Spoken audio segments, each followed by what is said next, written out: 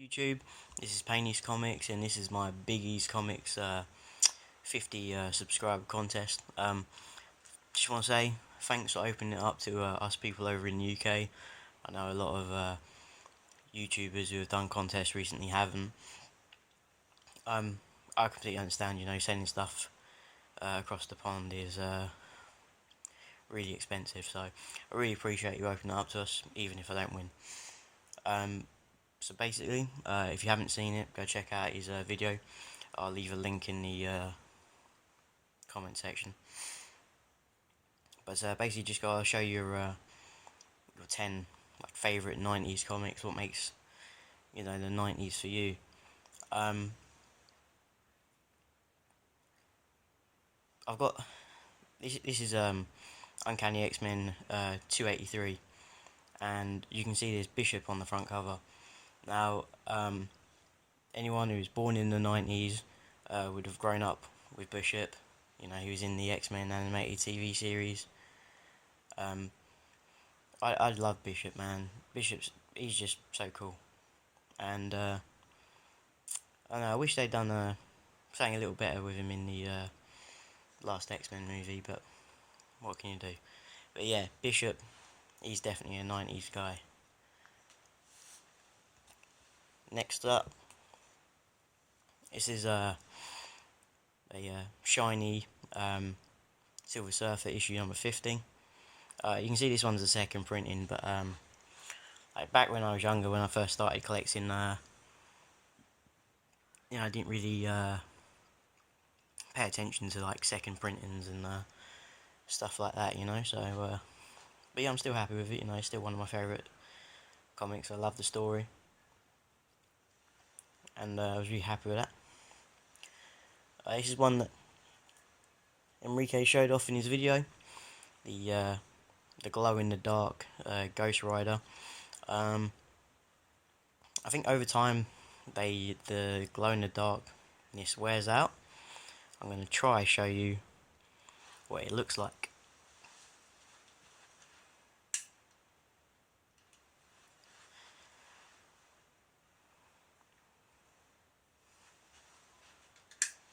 And that doesn't work at all. Yeah, I'm assuming they used to be brighter than that, but yeah, I can see it with my eyes, but guess you can't see it on the camera. Yeah, oh well. Next up, Guardians of the Galaxy 25. You can see this is a shiny foily cover. This is literally what got me into the original Guardians of the Galaxy, and I loved it. Anything with the original Guardians in, I'll buy. Next up, you can see this is a bit beat up. The metallic bits are coming off, but this is Spider-Man 2099. Love this series.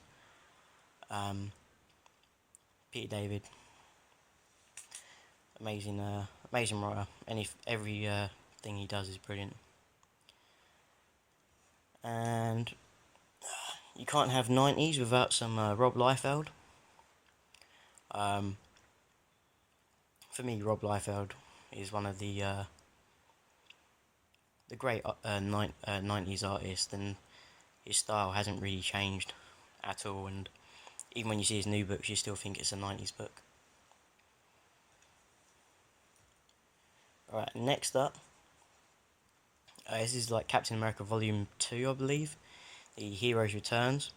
I remember when I was a teenager, and I went with my mum and dad over to Minnesota, and we stayed near the hotel of, not hotel, sorry, the Mall of America, and one day we went into downtown,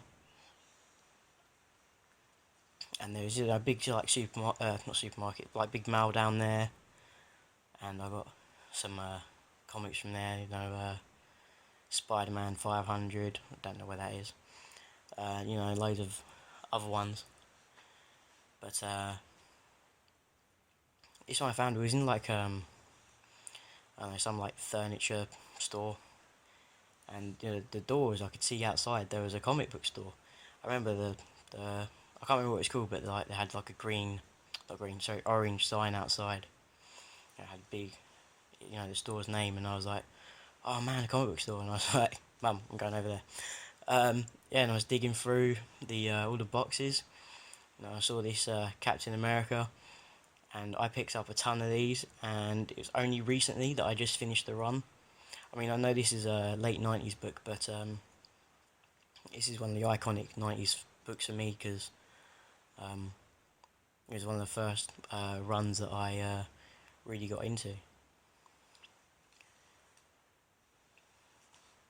Next up, Uncanny X-Men 266. I'm pretty sure this came out in 1990. As being, a 90s kid, again, Gambit, he's my favourite X-Men character.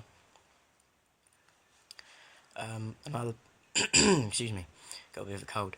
Yeah, I love Gambit, it's brilliant. And I got this one earlier this year for 40 quid at London Super Comic Con. You can see it's a slight misprint, you can see like the red line and everything. So that's sort of squiff, but yeah, other than that, it's pretty good. I wish I brought the £60 one though now, because that was perfect. I sort of regretted it. Saved myself 20 quid, but I already got 30 quid more comics, so. Alright, next up. Again, really sorry about the my voice going. Again, this is another 90s ploy. The gold writing. Like I said, Gambit's my favourite character, and this one, when I was just coming into my teens, I went to Florida with my parents, my brother, and one day we was driving along. I don't know, can't remember if we was going to Disneyland or what, but I saw this comic book store, and I made my parents stop and take me in there, and they had I wasn't allowed to spend much, but they had it's like 4 books for I don't know, $10 or something, and you could only see I think it was like the first 1 or 2, the one on the front, the one on the back. It was all in one bag, and this one had obviously Gambit #1 on the front, and I had to get it. I'm pretty sure this came out in the 90s, but just from looking at the cover, I read it quite a bit, but I was always careful with my books. You can see there's some ticks and everything, but yeah, I love this story to death.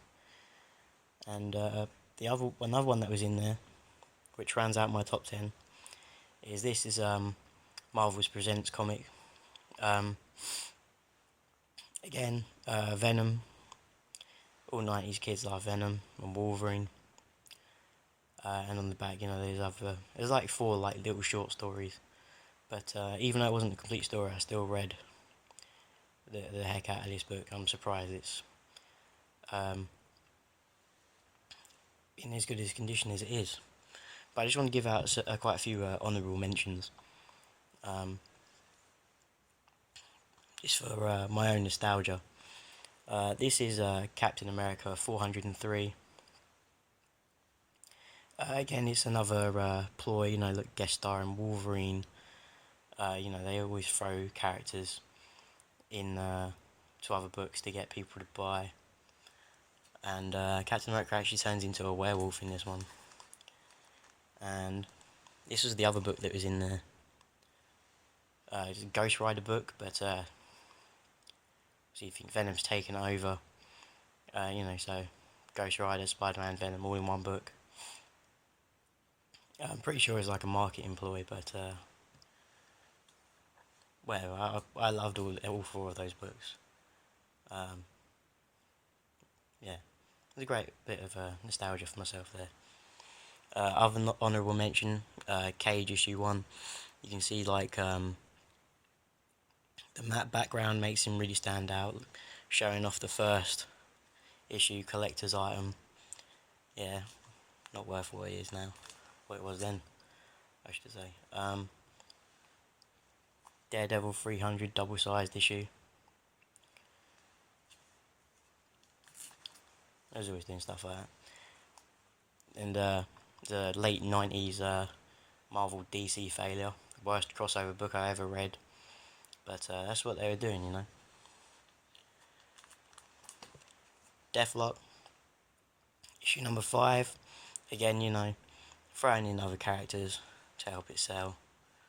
But yeah, I love that story. And polybag books. Marvel, you know, DC, they all did the polybag books. Even though it's an issue 1, it's part 3 or 6. But if you can get these, recommendation from Chris at We Love Comics. Another thing that's really 90s, obviously the X-Men issue 1s. As like you probably know, they did a big one of these, got to make the gatefold cover. I've got them all because, you know, I'm sad like that. Still, I only just got the last like 2 in the last couple of months. So even though they came out in the 90s, Marvel was still drawing me in. Another thing that I feel is 90s is J. Scott Campbell. I'm not sure if this one came out in the 90s, but yeah, it's when J. Scott Campbell made his like big break into the comic scene. Yeah, J. Scott Campbell for me is 90s all over. More 90s stuff, you know. Nova and Punisher in the Spider-Man book. Everyone loves Spider-Man. Spider-Man and the Vulture, that always makes me feel very 90s-y. Spectacular Spider-Man #1, they was always doing this sort of stuff. I'm pretty sure this is only just late 90s, but correct me if I'm wrong. Punisher as well, whenever I think of Punisher, I think of the 90s.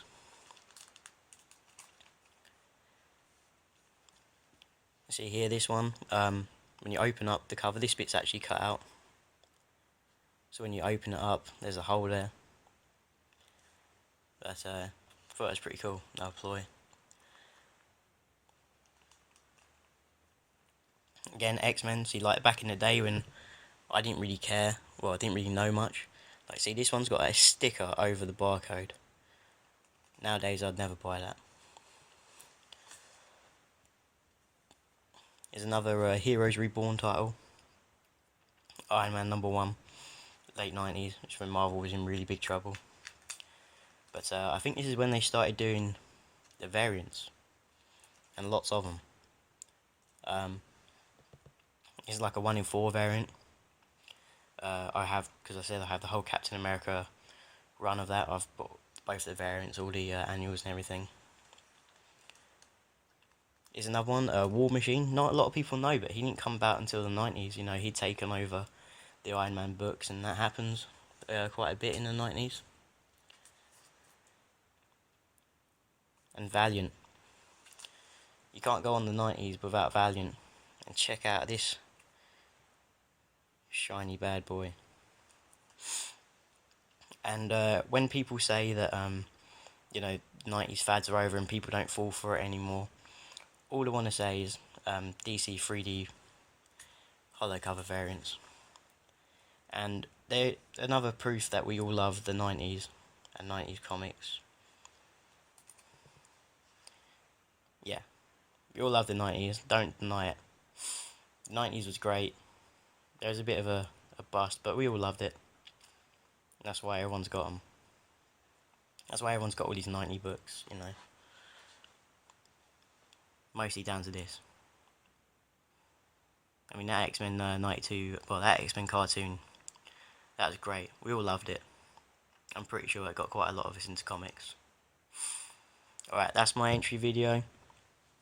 Thanks Bigeez Comics, Enrique, for doing the contest. Really appreciate it. Hope you get even more subscribers. You're just blowing up, man. Your subscriber rate is increasing all the time. Congrats, bro. Alright, peace.